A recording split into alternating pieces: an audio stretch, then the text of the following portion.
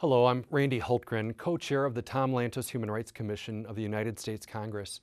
The Commission is a bipartisan body chartered by Congress to promote, defend, and advocate internationally recognized human rights norms as enshrined in the Universal Declaration of Human Rights and other relevant human rights instruments.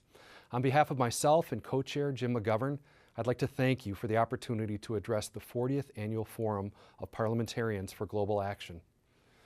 As you gather in Kiev, we recognize that Ukraine is facing its own human rights challenges. We're grieved by the gross human rights abuses against the civilian populations in the Ukrainian territories who have been affected by armed conflict and foreign occupation. Russian-backed separatist forces have committed politically motivated and forced disappearances and arbitrarily detained numerous people, often subjecting them to torture and harsh prison conditions. As you know, with increasing human rights crises constantly springing up around the world, progress in this kind of work is very challenging. As we seek to find solutions to intractable, complex, and violent situations, I'm reminded that it is impossible to do this work alone.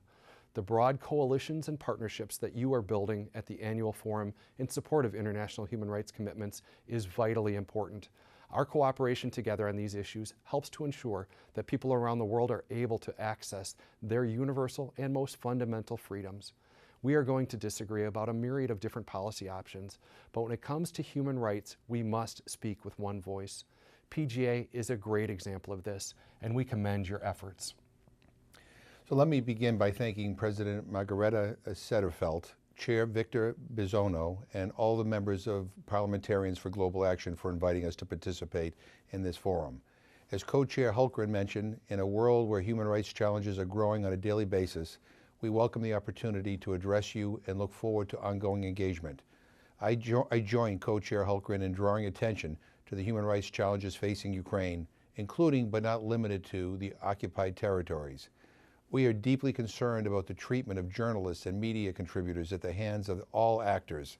Cases brought to our attention include the unlawful incommunicado detention by separatists of blogger Stanislav Asiev, a contributor to Radio Free Europe, Radio Liberty, and the detention of Vasyl Moravitsky for criticizing the authorities' approach toward Crimea and the conflict in eastern Ukraine.